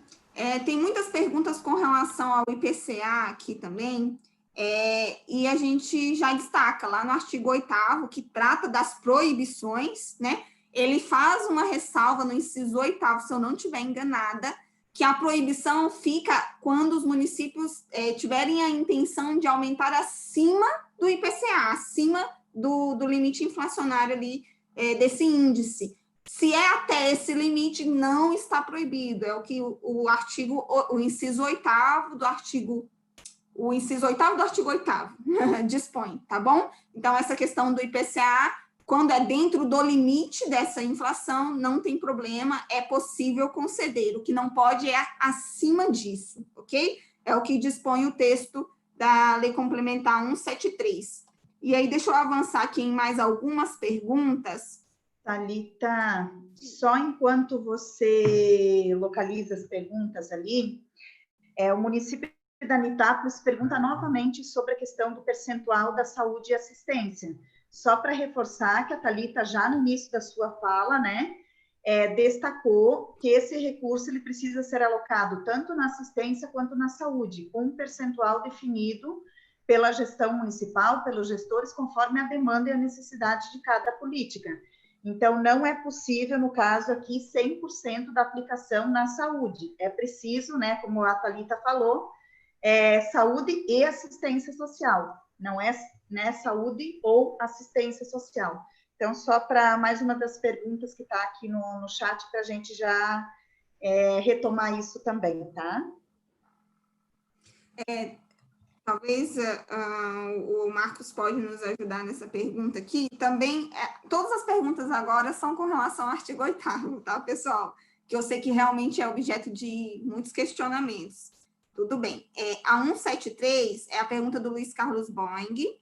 Depois eu vou tentando subir para, se não tiver esclarecido bem alguma outra que a gente tentou tratar, resumindo várias perguntas, a gente pode esclarecer melhor. Então, o Luiz Carlos pergunta, a 173 veda aumento de despesa de pessoal. Como ficam as progressões funcional de carreira, uma vez que está previsto em legislação anterior à pandemia? Marcos, você pode responder essa? Posso sim, Thalita. Vejamos aqui o entendimento, né? Quando se refere a esse artigo 8º, é bom a gente ter uma cautela extrema. Por quê? A lei estabeleceu atos que possam ocasionar aumento de despesa de pessoal no exercício ou em outro exercício seguinte, no próximo exercício também. Isso é um fato. O outro fato é, a lei ela foi publicada agora no final do último mês, e por conta disso, algum tipo de legislação já tinha acontecido no município. E isso não impede de realizar as etapas, desde que não haja aumento de despesa de pessoal nesse período. Então, de forma alguma, pode haver aumento da despesa de pessoal. Por que eu fiz questão de frisar isso? Porque, se por acaso um servidor ele se aposenta, ou o servidor ele falece, ou existe a vacância traz aí uma possibilidade de substituição daquele servidor. Isto sim, aqui eu falo em nome de Marcos, não é um entendimento que eu fiz, e pode ser também que alguns tenham um entendimento diferente, mas quando há vacância, aí sim pode existir a substituição desse servidor. Em outros casos, onde o processo seletivo foi ocasionado antes e o município precisa contratar nesse período, ele está terminantemente proibido de fazer essa contratação se houver aumento de despesa de pessoal. Casos, exceções, existem exceções que são ligadas aí a profissionais de saúde no enfrentamento ao coronavírus. Então, a gente precisa ter muita calma, é um estudo, cada situação é um caso particular, precisa ser avaliada de forma mais precisa para não ocasionar aí nenhum tipo de penalidade nem para o gestor nem para a gestão. Então, antes de tomar qualquer tipo de ato de nomeação ou de aumento de despesa, faça essa avaliação criteriosa e consulte até o seu Tribunal de Contas, porque é ele que vai avaliar as contas e precisa estar de acordo a esse tipo de ato. Obrigada, Marcos. Ainda tem algumas aqui que eu vou tentar resumir em algumas perguntas que a gente já respondeu no nosso Perguntas e Respostas. Tem muita gente perguntando se leis municipais que já faziam essa reposição salarial, mas que ainda não tinha sido colocada em efeitos essa reposição, se ela pode ser aplicada. Não pode, por conta do dispositivo da lei. Se ela já estivesse em vigor, sendo aplicada, poderia, mas como ainda não, é a pergunta 64. Quando tem uma lei com reposição salarial aprovada em abril, mas com vigência a partir de julho de 2020, essa não tem como ser aplicada, tá? Então, observem muito aí nas leis que vocês já possuem aprovada, quando que começam os efeitos delas, porque possivelmente se os efeitos começam depois da lei, então, com certeza, não pode ser aplicado. Se os efeitos são anteriores, se essa reposição salarial já tinha sido aplicada se esse aumento já tinha sido aplicado, mesmo que acima da inflação, antes da lei, ele continua, porque foi uma medida anterior à lei, tá? Então, só observem esses prazos, essas datas, porque elas que podem interferir dentro dessa decisão aí, desse entendimento, se aplica, se não se aplica. Tem algumas questões com relação a concurso público, de municípios que já fizeram concurso, mas ainda não nomearam ninguém, não pode ser nomeado, no máximo que o município pode fazer é estender um pouco o prazo de validade desses concursos, né? Porque como ainda não foi ninguém nomeado, o processo para não ter aumento de despesa, como o Marcos já colocou, né? Então, não seria possível. Tem muitas dúvidas que são recorrentes também com relação à contratação emergencial. A gente precisa de um profissional aqui na área da saúde, seria uma contratação emergencial, como eu posso fazer? Essa é a nossa pergunta 69, ali ela coloca especificamente para profissionais da educação, mas ela se aplica ao universo de profissionais nessa modalidade de contratação emergencial, que se o município conseguir justificar que se trata de fato de uma contratação emergencial, não haveria impedimentos para que isso aconteça. Tá bom? Porque está justificada em razão da situação de crise, da situação de pandemia. E aí, Janice, eu não sei se você tem mais alguma coisa a comentar enquanto eu busco aqui mais perguntas. Thalita, se você permite... Sim, Marcos. Desculpe, Janice, só para fazer um adendo aí, a fala da Thalita, essa questão de despesa de pessoal, a gente também recebeu aqui algumas dúvidas na seguinte situação.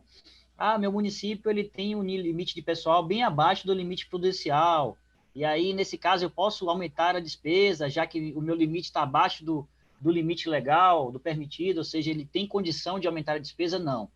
De forma alguma, ele pode aumentar a despesa nesse período, independente se ele esteja com o limite dele abaixo dos 54%, que é o que é definido lá na Lei de Responsabilidade Fiscal. Marcos, aproveitando, tem uma pergunta do Marcos Victório Silva, ele coloca assim, boa tarde, minha situação é a seguinte, tenho desde o ano passado 2 cargos vagos de serviços de limpeza. Estamos fazendo uma licitação para contratar uma empresa para terceirizar esse serviço. Nesse caso, será considerado aumento de despesa de pessoal? Então, contratação de empresas terceirizadas, ela não entra no pessoal ativo, que é onde é descrito aí o aumento da despesa de pessoal para efeito de aplicação de limite. Ela não entra no pessoal ativo. A contratação, ela pode entrar como outras despesas de pessoal, se assim o tribunal entender que ela faz substituição de mão de obra. Então, para efeito dessa lei, a contratação de empresas, ela não entra para esse cômputo. A substituição de profissional, como a gente falou antes, se não foi feito até o momento, quando ele fizer após a publicação da lei, ele vai ter aumento de despesa de pessoal e isso não é possível. Então, se não fez até agora, independente se existiu a vacância ou não, ele vai haver aumento de despesa pessoal com isso, então se ficaria impedido de recontratar uma pessoa para substituir essa servidora. Perfeito. Marcos, mais uma aqui para você. Caso o TCE Santa Catarina entenda que pode entrar o recurso na fonte zero, na verdade, eu vou falar a pergunta anterior, do Jonas Faria Souza. Ele fala o seguinte, o Tribunal de Contas de Santa Catarina criou uma nova fonte de recursos. Neste caso, posso bloquear o recurso na fonte zero e suplementar por excesso de arrecadação por conta da nova fonte de recursos? Mas daí, Thalita, eu acho que na sequência, alguém já comentou que o próprio TCE está revendo essa o situação. Ivan Barbosa. Talvez seja uma dúvida de todos, por isso que eu coloquei aqui. Bem, para começar, a gente precisa só esclarecer que o Código Fonte de Recursos ele não é adotado de forma unânime em todo o território nacional. Então, cada tribunal, para efeito de fiscalização, ele estabelece uma codificação específica para a fonte de destinação de recurso. Esse código permite ao tribunal identificar de onde está vindo o recurso e para onde ele foi. Nesse caso, existe uma codificação, digamos assim, padrão do STN, que é dada no ano anterior para favorecer a transmissão dos dados ao Tesouro e também tentar, de uma forma ou outra unificar esses códigos. Porém, a gente sabe que cada tribunal tem uma forma de trabalhar diferente e estabelece aí codificações diferentes. Nesse caso, o gestor precisa entender que ele tem uma codificação para atender a matriz de saldos e precisa atender também ao seu tribunal. Então, a gente sempre faz essa referência aqui de o município poder encontrar aí uma solução que forneça a ele uma capacidade de detalhar essa fonte de recurso de modo a conseguir atender esses dois senhores, Tribunal de Contas e STN. Nesse caso, a fonte de recurso, ela também como é que eu posso dizer? Ele é procedimento para abertura de créditos extras, né? Créditos adicionais, no caso aí, abertura por excesso de arrecadação, que o colega fez na pergunta. Em alguns tribunais, o excesso é calculado por fonte de recurso, então só se abre aquele valor que foi a mais do que foi previsto. Em outros casos, não. Apenas a natureza do excesso é calculada de forma geral, toda a receita ela é calculada para atender, prevista para atender a LOA, só que é calculado também o excesso por todas as fontes de recurso. Então, nesse caso, se o Tribunal de Santa Catarina ele estabelece aí um excesso de arrecadação por fonte, ele pode sim abrir esse crédito extra através dessa modalidade.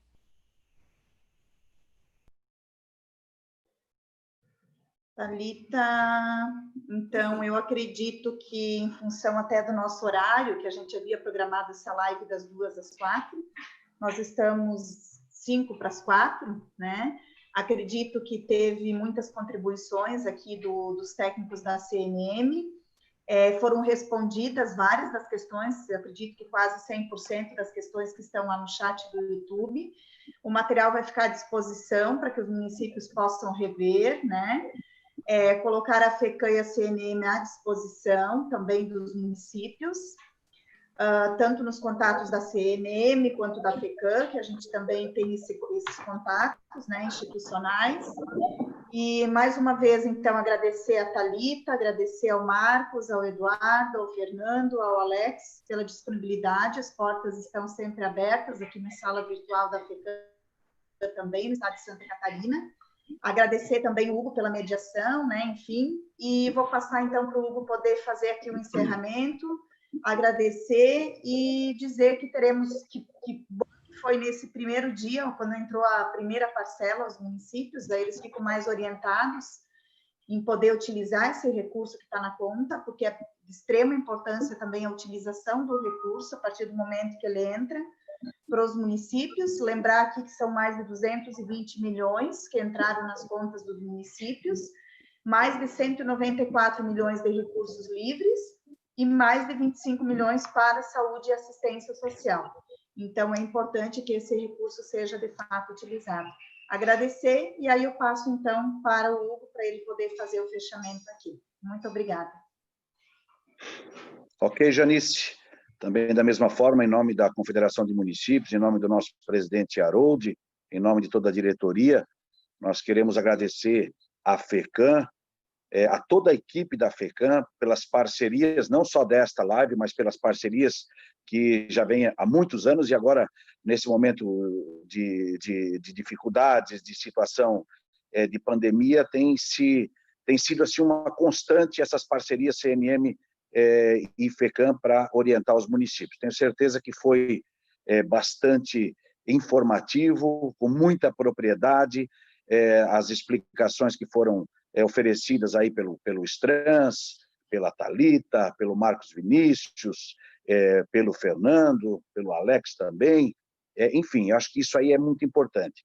Agora, é fundamental que os técnicos dos municípios, ou os secretários, ou aqueles que tiverem dificuldade, não façam nada no impulso. Dá uma guardada, olha, consulta, faz. A CNM está aí para informar, a FECAM está aí para informar, aquele relatório ali de perguntas e respostas que a CNM está disponibilizando, ele é baseado justamente já em muitas perguntas feitas, né? E cada vez ele vai ser aumentado, provavelmente, para que possa estar orientando aos técnicos nos municípios. Então, é importante consultar isso aí, tá? Parabenizar, agradecer e esperar que a gente sabe que esses recursos, eles não suprem as necessidades dos municípios, mas que nesse momento difícil, eles possam estar amenizando um pouco essas dificuldades e possam estar oportunizando um melhor atendimento à população, quando se fala especialmente agora nessa área da saúde e também da assistência social. Grande abraço a todos, muito obrigado pela participação, a todos que estiveram acompanhando essa live durante essas 2 horas. Abraço.